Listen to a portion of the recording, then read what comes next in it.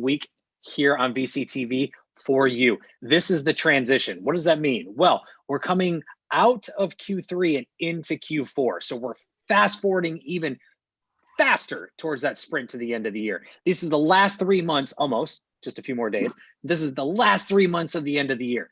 It's time to get your product out if you haven't already released it. It's time to get your fundraising in. It's time to have those conversations. It's time to get as much exposure as you possibly can for what you're building and what you're selling and what you're fundraising for. Investors, what does that mean for you? Everything's happening. It's happening everywhere. Technology is changing. Industries are changing. Regions around the world are seeing the integration of all of the above. It is time to keep you updated. And that's what we do here on VCTV. Make sure to bring you the latest in technology, industries, and regions around the world so you can stay up to date to make the best investments. And entrepreneurs, you can know which area to go into, which technology to build in, and who's investing in it. With that, today's episode, we're going to be talking about insurance and insurance tech. These are areas that are thriving right now. We've been seeing more advancements, more investments, and more technology put into this industry, or this sector, if you will, over the past few years. Well, here in 2020, we've seen even more go into it, looking at the next few years ahead, whether that be around real estate, whether that be around medical, whether that just be around insurance in general and the entire process or value chain behind it. But what are all these things? What's going into this? Where is the investment opportunities? Where is the building opportunities? That's what we're going to get into today. And I'm lucky enough to be joined by some of the best and brightest from around the world who not only focus on insurance tech and are investors, but also are focusing on the technologies that are powering them. And so we've brought them here today to share a little bit about what they're seeing around the world in these areas, to share with you so you can make the best decisions around insurance tech, and the technologies that improve them. But before we get started, audience, big thank you for joining in today. And if you like what you hear, make sure you click that subscribe button, give us a thumbs up. And if you're an investor listening and would like to be on a show like today, whether it's insurance or any other technology industry or region around the world, do reach out to the LATOKEN team and or myself, and we'll find the right episode for you. Entrepreneurs, I told you, we're in that transition, Q3 to Q4. This is the opportunity for you. We have a virtual stage here at VCTV for you to get up on and pitch us as investors. Get the chance to pitch us as investors that are focused on your area to give you real-time feedback, input, and build the initial relationship, along with pitching our entire live audience. A huge opportunity if you're looking to get out there, sell a product, sell a service, or looking to meet investors investing in your area. And a big thank you to the entire LATOKEN team and Emmanuel for helping to make VCTV possible every single day. With that, I'm your host. Let's go ahead and get started. First and foremost, a little intro, a little background. Lewis, welcome back to the show. You're looking slick with the tie today. If you can, a little intro, a little background for everybody. Oh, I'll give you a little intro, a little background. I'm trying to look good for you, Kyle, and then Gary, he'll make fun of me if I don't. It's not Rock and Roll Friday yet, so we have to hang on for that. It's Manic Monday. Anyway, I'm I'm the managing partner with FJ Partners. We're a private equity firm, and we are involved in AI, VR, AR, and just technology as a whole in different areas. And I'm also the CEO of Megahoot, which we're involved in those areas as well. And we're looking to make this as informative as possible. And the one thing that I can say as far as investing, we invest in people. And I haven't been saying that enough, but I should say that more often. We invest in people, and that's priority for us. The people that we deal with. So I'm going to pass it over to Gary because he's chomping at the bit. He has something to say. Okay, well, and he's hold organizing. On. Gary's not up. Gary's not up yet. Gary's last. Oh, he's last. Gary to last. Okay. He's got something big. He's got something big. We're going to tease out. So we're going to leave Gary. Oh yeah, wait. I'm going to go, and that's what's going to happen there. It's mind blowing. And to our audience, look, we have a little pre-show before the show, and we get a chance to chit chat, catch up with each other, share some cool insights of what each other are doing, what we're looking at it from an investment standpoint, what we're seeing, and also what we may be releasing. And so we got a little tease from Mr. AI and Mr. Gary Fowler down there. So we'll be teasing that out here in just a minute. But before we do, Anuj, welcome back to the show. It's a pleasure to have you. A little intro, a little background for the audience as well. Thank you so much, mate. I mean, always fun to see you. So, introducing myself, I am the founder of Yellow Sapphire Technologies. We are IT development organization based out of India with specialization in fintech and AI. Primarily, we have worked on multiple fintech products, including launching prepaid instruments in India. I was part of the American Express team that launched gift cards in India, so bringing in gift cards to India for the first time. Along with that, I worked with the internal servicing unit at American Express, working with American Express Technologies. So great to be here, great to be in the insurance tech segment, a segment which is very close to my heart, a place where I'm seeing tremendous growth happening, and place where I'm seeing tremendous number blowing up my mind. So love to talk about it. Well, and you bring up a great point. I mean, from the insurance side, we're continuing to see a ton of both investment from a capital side and from a technology side. There's so much opportunity because the value chain again has been very, we'll just say, established. Very pencil and paper, if you will, not as much streamlined action as it should be, with thankfully the digitization that we've had happen over the past couple years. But before we get into that, ladies and gentlemen, I'd like to welcome up our last investor, someone who you've seen here quite regularly on the show. He's the Grand Master of Artificial Intelligence. He sees AI as the new electricity, which he proves to us almost every day here on VCTV more and more. But last but not least, he's also one of the top podcasters in the world. And most may not know that, but truly, Gary Fowler doesn't just get shit done, GSD Ventures, by the way, but he also is one of the top podcasters in the world. If you haven't checked out his show yet, you definitely should. Tons of shameless plugging. Grandmaster of Artificial Intelligence, welcome back to the show. If you can, a little intro, a little background for everyone. Yes, I'm not worthy. I'm not worthy. Thanks, Kyle. Yeah, I appreciate it. So it's great to be here. Great to see everybody today. Anyhow, my name's Gary Fowler. I'm a serial entrepreneur. I'm a writer. I write a lot. I've written almost 80 articles now. My last article, Nikola Tesla's Dream Comes True, the democratization opportunities, getting a lot of visibility in Forbes. Anyhow, I just love technology. I've been doing it for 30 years. Largest exit, this company at 1.35 billion, done an IPO on NASDAQ. Eva, the company I started 3.5 years ago, is coming into unicorn status right now. I'm really happy about it. It's AI HR tech. Remote worker management 2 years ago. Of course, now today it's our business is up at 38x from what it was at the beginning of the pandemic. So lived all over the world, started one of the first accelerators in the world in Russia, actually not the world, but the largest private corporate accelerator. I did start that, and GVA Launch Guru. So it's great to be here. And as Kyle said, I believe AI is a little electricity, but I also believe we're in an entirely new level where everything's being connected together, and AI is a conduit for that and part of the fuel. So great to be here. Absolutely, and you couldn't be more spot on. You know, it's something, again, you've continued to echo here on VCTV, but also all of our guests continue to push, is that not only is data something that's so incredibly powerful, and we're starting to see the realization of that, turning data into actionable insights or actionable predictive models as well, and seeing the use of that. But artificial intelligence has played a unique role, but even more so, this is a very unique time. We're seeing the convergence of so many technologies in so many industries. And I know it sounds like a lot, it may sound a little fluffy, but if you're a regular watcher, a viewer here on VCTV, you hear this regularly. And if you're not, you're going to hear a lot about it today, how we're continuing to see huge advancements in various technologies. We're seeing industries rapidly adopt them because they have to stay alive. And what does that mean for us as consumers? Well, hopefully our lives continue to get better and easier from some of the things that traditionally have been a little bit more difficult, which leads us to insurance and insurance technology. Insurance, huge, vast, and where it may go, but from your all of your general standpoints, where are we today with the current state of insurance and insurance tech? What are you seeing happening? Lewis, let's start with you up in the corner. Where are we with insurance and insurance tech?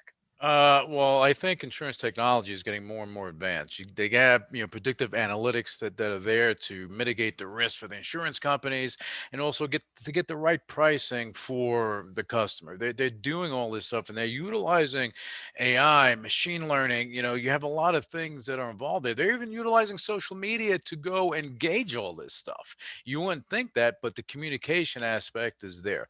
You have insurance companies that are utilizing social media to communicate with their customers. Guess it makes it easier. Okay. But they're gathering that data, right? They're getting information on you, what you do, how you play with your dog, how you were speeding down the street. Oh, you have problems. Okay. If they're gathering of the wrong information, but they're trying to go and bring more accurate pricing to the table. I would assume that's it. Artificial intelligence plays a role there because it's improving efficiencies. If you can improve efficiencies and get the user experience that much better, there'll be less anxiety from a user.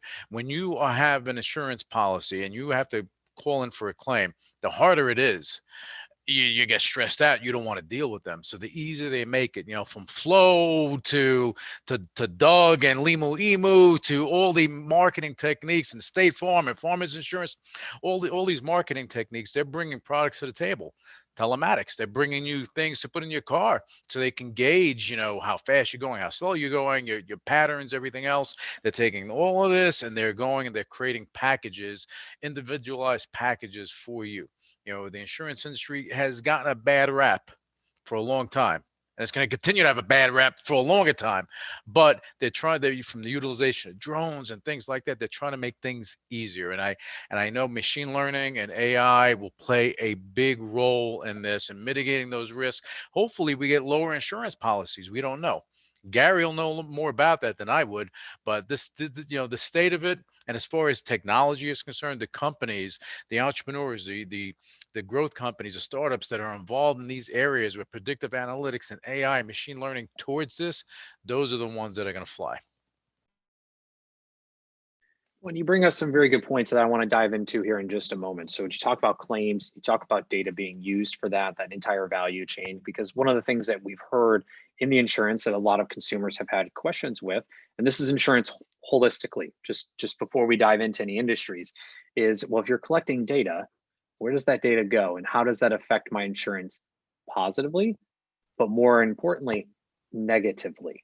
And that is something that we may see a little bit of, and we're going to have some questions around this, around privacy and data skewing, how that may affect. But before we do, Anuj, I want to come to you. Same thing, current state of insurance tech. And you've been focusing in this area, as you said, from the whole value chain, but also in general, it's something that gets you excited. So why don't you go ahead and share a little bit more?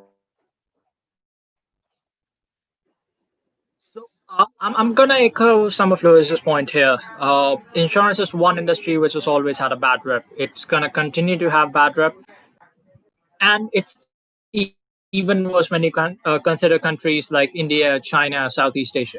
You're talking about 1/3 of the world's population, over 3.5 billion people.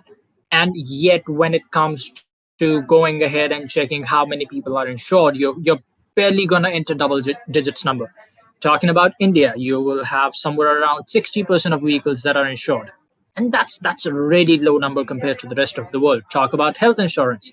You're only going to have 8% of people who were covered in some form of private coverage. Add government coverage to it, and the number goes up to 30%. Yet that's very, very, very low. Now, when you take a situation like COVID and there's a global pandemic that's happening, what does that lead to? That leads to innovation, that leads to new companies that you would usually not expect coming into the insurance segment. To give you an example, Uber's competitor in India is Ola Cabs, and they are very active in the fintech sector. They have been able to launch a prepaid card, their own wallet, their own prepaid instrument, and lately they saw the opportunity. They had the data, they knew their customers, and they decided, all right, we are going to get into the insurance segment. And the result, they are offering health insurance at a price never seen before, at least in my life. And this is probably going to blow everyone's mind who's living in US. If you are between the age of 0 to 40, they are offering you health insurance for 950 rupees. If I was to convert that to US dollars, that's going to be somewhere around $13 or $15. And in case that's not enough, if you pay an additional $10, so that's around $35 for a year, your health insurance is gonna be for 35,000 US dollars. That's insane. Comparing that to what people pay in Western countries, what people pay in European countries, they pay somewhere around $1,000 a year for one person, and you're talking about $35. And that's where the difference comes in. That's where technology is really helping the situation, because not only they understand where a user is going, not only they collected how frequently a user is traveling, they've been able to map that information to fairly understand the risk value. Even if I talk in terms of just COVID insurance, there are companies that are offering $7 COVID insurance for a year. $7. That's insane. That's something that's giving you access to a market of $1.3 billion. And if you have that kind of revenue coming in from just 1 billion people, you're already a $7 billion company. You already have a revenue of $7 billion. So it's all about tech. It's all about the data. Yeah, which is crazy. I mean, that's just the simple math that you're giving. It's insane numbers that are being put up. And this is just one type of insurance. This doesn't even expand into other areas. And the cost perspective that you're presenting, it's just two different worlds, right? The average health insurance cost that most people pay, at least in the United States, is ginormous. We won't even say what the average is because it's way just unnecessary. But what you're saying is that what you're seeing in India, but other places as well, is, I mean, this is down in the single digits of US dollars. I mean, single digits to get that type of insurance, it's just unheard of. Unfortunately, it shouldn't be, but it is. At $7 a year, you get insurance for around 700 US dollars just in case you get COVID. There is no hospitalization that's needed. The insurance term says that if you're diagnosed positive, you get $700 lump sum. You don't have to get a hospitalization. So even if you're asymptomatic, you get that $700. And that's why a lot of people went in and bought that insurance, because they realized that, all right, I don't lose a lot, but in case something happens, I have that covered. I have my entire family covered. And COVID is such a situation that you can easily expect if one person has it, almost everyone else in the family is going to have it. So you, by just multiplying that number with 4, you make sure that, all right, again, simple math. I paid it for, let's say, 4 of my family member, that's $28. And if someone gets it, I get $2,800. Simple math. Mm-hmm. If one person is sick and needs hospitalization, that's $2,800. It's easily going to cover up for that cost. And that's why people actually bought it. It makes sense. I mean, and Gary, what are you seeing in this world as well? I mean, what are you seeing as the current state of furthering on the points previously? Well, I mean, so think of it. We've got an incredible amount of data that now can be used by insurers. So you've got wearable devices and everything has changed. They can more accurately understand what's happened to that individual and what the cost for insurance could be on a real time. I recently had a conversation with the CTO of one of the largest insurance companies. I mean, they're actually taking devices and install them into cars, for instance. So I know exactly what your driving patterns are, and I'm going to give you insurance at a much better price if you're not speeding, right? If you're obeying traffic laws, and I'm basically monitoring your behavior, and I'm able to I can cut your insurance costs even down 3/4, depending on how much you drive, right? If you're driving a lot less than what the standard is. So think about how that's really going to change your lives. The other thing is, think about the challenges that the insurance have. Think about drones, right? Drones, you know, there's a lot of risk with drones, a lot of risk with robots. How does it work? How do we value that? How do we take that risk? So they've got a lot of challenges coming forward. The other thing is using artificial intelligence and robotic process automation. It's forecasted that by the year 2025, there could be 70 to 80% less people in the claims department of insurance companies because of the fact that you've got these processes and everything is tied together, right? I can now process claims because I got the information from the police department. I understand what's happening with the car. I know what your driving behavior is, et cetera. So I think it's a great opportunity. The challenge is the insurance companies today had better get up to speed. You know, I have a call later this week. I have a group on drug discovery. I mean, now the pharmaceutical companies are going out and they're trying to figure out how can I use artificial intelligence to make my drug discovery process better, faster, and look at more models very simultaneously. So it's the same thing with insurers. And the ones that actually, you know, we talked about this before, the digital transformation. I mean, it's insurance companies think about it.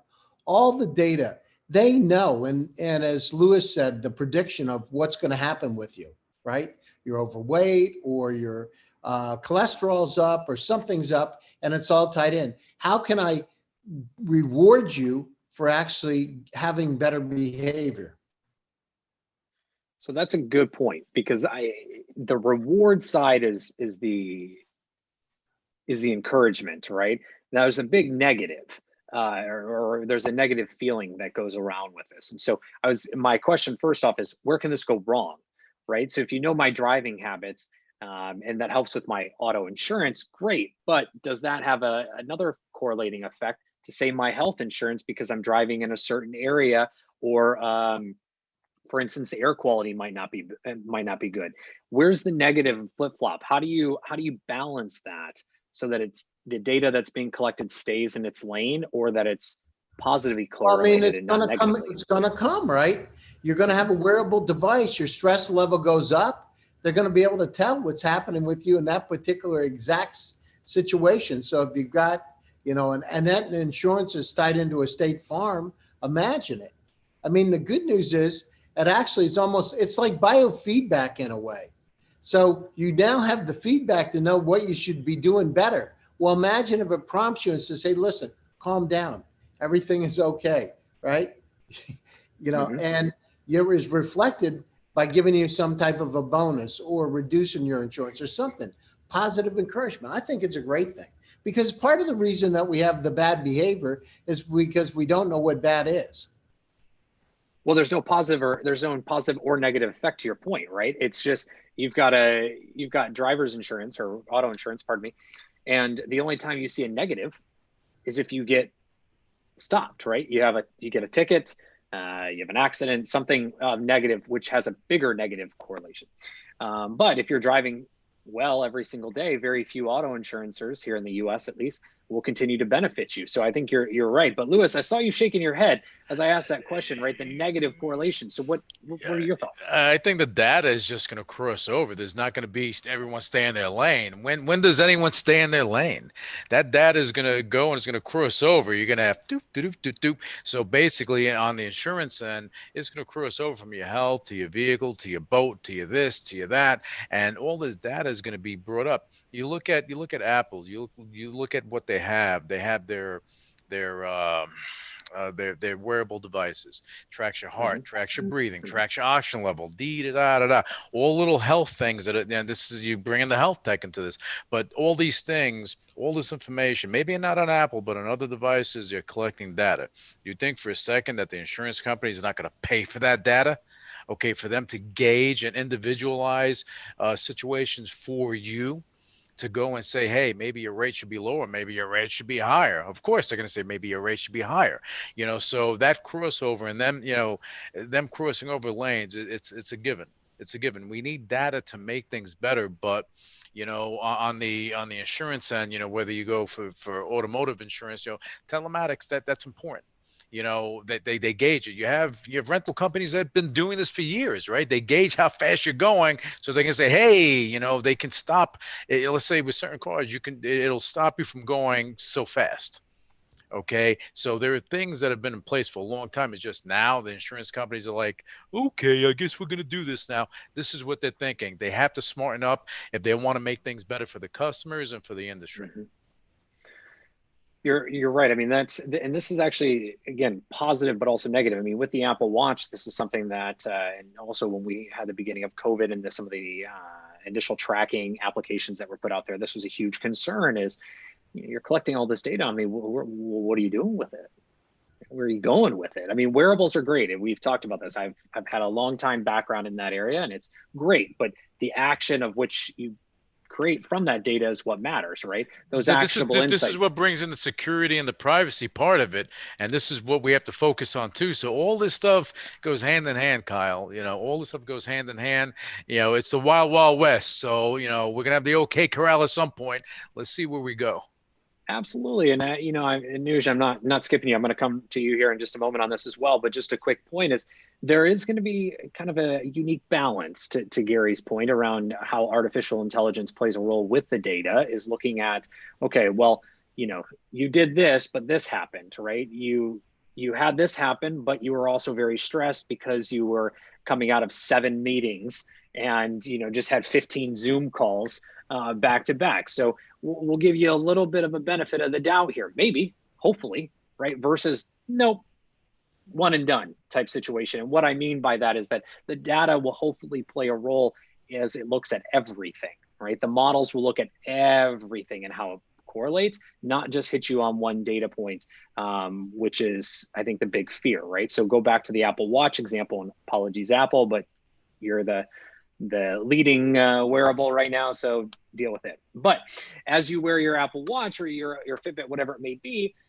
that's just one data point, right? Correlating that with your calendar, correlating that with the conditions of the day, correlating that with your history and what you have coming forward, that all is the difference versus, oh, well, this person was not walking, this person was sitting all day, this person was highly exercising, this person was here, was there, was not, etc. Instead, it will hopefully look at a bigger, rounder pool of data. Anuj, to you, what are you seeing on the negative of all this? I mean, you're right. If I really have to talk about the positive and the negative side that you're highlighting, I would really just put it into 2 words: the trust deficit. The reason why insurance penetration has always been low in Southeast Asian countries or across the major parts of the world is because there's always been that trust deficit. How do I know that I can trust you? One of the major trouble Max Insurance had when it came into the Indian market is coming in as a private company. One of the major issue an individual had, if I was to buy insurance from you being a private company, how do I know you will not go bankrupt in a couple of years? That trust deficit is a very important situation to handle, because as long as you have that, you are not going to see it. You're not going to see insurance penetration as a whole. It's not going to reach out to the masses. It's not going to reach a wider audience where it can actually make an impact, where you can actually see the big numbers and where everything starts to make sense. And that's one of the negative sides, that trust factor is something that the insurance companies are not working on. Of course, there are new companies that are coming in with new products. They're taking another example, the COVID insurance that I mentioned for $7, that's by a company named PhonePe, which is a fintech company that's backed by Walmart. Likewise, we were talking to buddy, we may have lost an investor in the portfolio companies, comparing insurance or medical insurance, which primarily covers your. Oh, I'm so sorry. Is it working again? Yep, you're good. Hello. Perfect. So yeah, as I was saying, we are seeing new companies come up. So PhonePe, fintech company backed by Walmart, coming into the insurance segment. Likewise, talking about another one of the investors we were talking to last Friday, he mentioned that unlike other medical insurance company, which primarily focus on hospitalization, these companies are offering insurance for OPD visit, for your outpatient visit, where you just go get a consultation and leave. And that's another market which medical insurance has not yet tapped into. But again, one of the main problems that they're facing, one of the main entry barrier for them, is that trust deficit. They still don't have that user trust that if I bought your insurance, even though it's low cost, my risk is low, how do I know you're going to come through when I actually need you? So that's one negative side, which the industry as a whole has to get through right now. Lewis, back to you. AR, VR. This is a world that you focus in and spend a lot of time in. Where does this play, if it does, a role into insurance and insurance tech? It does, because you have, these chat boxes, you have virtual assistants, you have this stuff that's going on to make it easier to process. If you make processing a claim easier, faster, and just a pleasant experience, even from you go from an unpleasant experience and having the accident to a more pleasant experience with notifying and processing your claim, and everything happens quicker. The claim gets satisfied quicker. Everyone's notified. If you have the system in place, is notified quicker. And if you are in an AI environment, you have a chat box that is that virtual assistant that's actually helping you through this, because all the information is there. That makes it easier for you. So that, and then, Gary, and I mentioned earlier about the drones. Drones are going to play a pivotal role when you're talking about, like mass destruction, what's happening, in your neck of the woods, Kyle. You have all these fires that are coming up. So what's going to happen is that these drones, they're going to have to be utilized to go and scope out what's happening and see what their exposure is.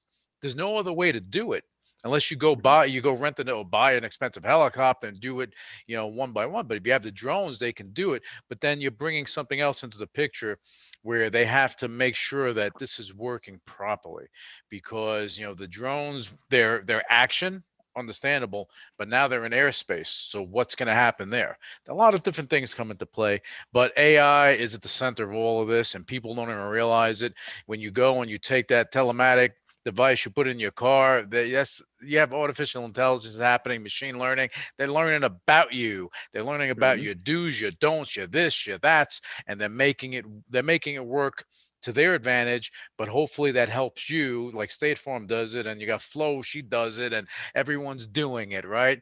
Everyone's drinking the same Kool-Aid now. So this is what they're doing. So again, I think that AI is just going to be the center of everything for a long time to come. And I want to switch over to the opportunities, because I agree, and I think that's a good transition. So where are the opportunities when it comes to insurance and insurance tech? Where should people be focusing, either from placing their bets or from a building perspective? And Gary, let's start with you. Where are you seeing the areas of opportunity that people should be really focusing on if they're building in the insurance space? Well, it's like it's keep it simple, stupid time, right? If they got a lot of data coming at them, and Lewis is right in terms of telematics, and, let's put 5G in here too, because it's going to really help the insurance companies a lot. So how do I take and analyze a massive amount of data that's coming at me? I need to have systems in place now that helps me understand. So if I was an insurance company, I would spend a lot of time and find the right kind of resources today that have that, large big data experience, artificial intelligence experience that can go down through and help me build those systems, so I am prepared. Because if I don't do it, I probably won't be in business, because this is going to happen very, very, very quickly. It's not going to be one that's going to take 10 years. This is going to happen very quickly. Why? Because it can actually now understand that consumer better. And think about it, it's a more personalized relationship with your insurance company. They say, what? State Farm, like a good neighbor, State Farm is there. Well, this is going to be like, a family member, brother, and hopefully not big brother, but literally it's going to be like that. So in terms of AI on that side, in terms of drone can be used in a whole lot of different ways. So not smart, but intelligent drones to be able to survey damage situations. Think about the massive destruction we just talked about in California. Imagine if you have a fleet of smart drones that go out and start to assess the damage and start to make some provisions. Okay, this house is not here. It's insured by Progressive. Let's go down through and let's make sure that these people are taken care of. We've assessed the damage, and at least you could start, getting that result faster. So that type of technology. And the other thing is security, because with all this data is coming in, it opens up a nasty situation in terms of personal security. I'm not sure I want somebody knowing every single thing about me, because now I've tied in what behavior I have. Imagine a thief. Well, I left the house. It's time to break in. you know. So we've got to go down through and we've got to make sure, you know, from a cybersecurity standpoint, that we actually have anticipated plugging those holes. And oh, by the way, AI also, I wrote an article a couple of years ago with the chief security officer, former chief security officer at Apple, Rick Orloff, and we talked about that then. What you need to predict where there's going to be the holes. Fixed. We need to do, the thing is, if we're reactive in this environment, we got a big problem. We need to be proactive. Cybersecurity, artificial intelligence, how we connect all these sensors together. I would hope that the insurers are out there now thinking, okay, 5G's here. Now we've got these devices that can go in cars, in homes, etc. Right? Just think about in a house, right? You could have, hey, the roof is leaking. You could stop it before it becomes a big problem. If you had a device, a camera in a house, a device is, it's one thing about having a smoke detector, but there's another thing about having a fire detector, and which some of the more advanced technologies, one of my portfolio companies actually does it. They actually look at the fire before it becomes a problem and alert, you know, 911. Hey, listen, there's a fire in the house before the house was burnt down. So those kind of technologies, we need to think out of the box. You're right about it. Lewis talked about chatbots and you know, develop those relationships with the system. We need to make them friendlier, better, faster. And again, this is a tsunami coming in. It's going to hit us. It's going to take 2 or 3 years, and this is going to start sweeping through like nothing, just like the digital transformation, Kyle, when we started doing this, when I started coming on your show. I mean, we talked about it then, remember, in the beginning of the pandemic. Well, it's going to have a wave like that. So who would have believed 6 months later we are where we are today? It's going to happen. Absolutely. The insurance side.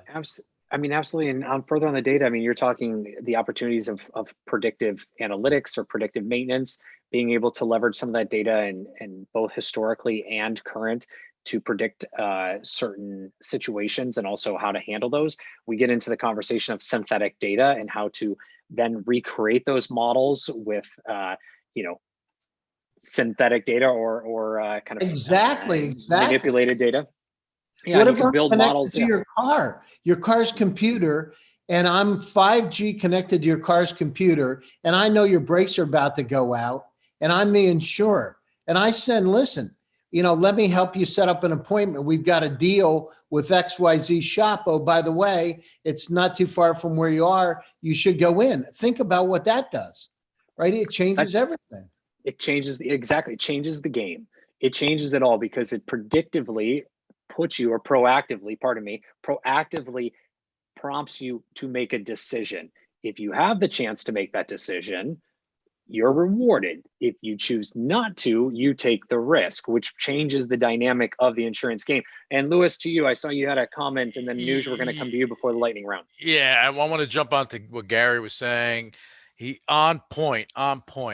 You have, you know, insurance companies, other companies as well, but let's talk about insurance. They're reactive. They react to the situation. If they're not proactive, they're going to have a problem. If you're not proactively trying to resolve the issue or coming up with the technologies to make things better, you know, you're going to have rates that are going to keep going up. You're going to have, you know, customers that are unhappy. You're going to have, and now with 5G, you know, it's here, it's coming, and it's coming faster than ever. All this stuff is moving at lightning speed. So don't be reactive, be proactive, and please, God, do not be inactive, because you're going to go out of business and a lot of people are going to lose a lot of money. So, you know, but Gary was on point with that. And I had to just jump in and just, you know, just expand on that thought a little bit. Absolutely. Anuj, to you, any other areas of opportunity? And again, you focus on fintech, you're focused on the Indian market, but also greater Southeast Asia. Where else are you seeing opportunities people should be paying attention to? And then we're coming to the lightning round. So I'm going to echo something Lewis said again, be proactive. I've said that a number of times. We have always said that we are also focusing on proactive care with Autodom as well. And that's always going to be the key in such a critical segment. You're talking about life and death situation. You're talking about situations where the loss in monetary value is going to be huge. And that's where he's absolutely right. One thing, you always got to be proactive. We had a chance of working with a couple of insurance apps for the Kuwait region. For Middle East, these were car insurance companies that have primarily been on paper, that have still been taken customers with via regular paper application, and I'm talking as early as 2018. So when we started working with them, our job was taking them online, making sure we established their entire system. And one of the main key factors that we established from them from day one was digital onboarding, making sure that every piece of information can be collected digitally, can be verified, and can be processed all in one go without actually having to interact with customer physically.